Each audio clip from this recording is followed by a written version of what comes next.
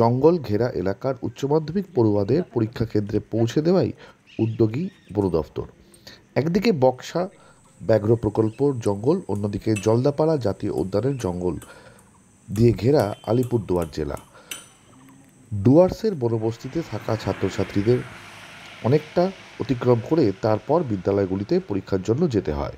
অনেকটা জঙ্গল পেরিয়ে তারপর মূল সড়কে এসে যথাস্থানে পৌঁছানো সম্ভব।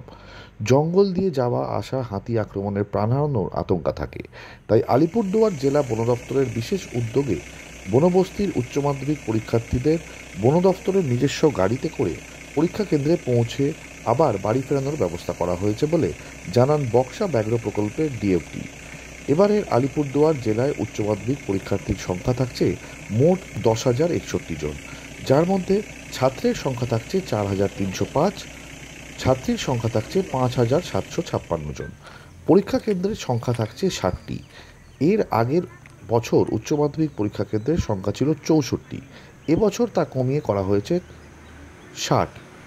ছাত্র সংখ্যা কম হওয়ায় এবারে আলিপুরদুয়ার জেলার পরীক্ষা কেন্দ্রের সংখ্যা 64 থেকে কমিয়ে 60 করা হয়েছে, এমনটাই জানা যাচ্ছে।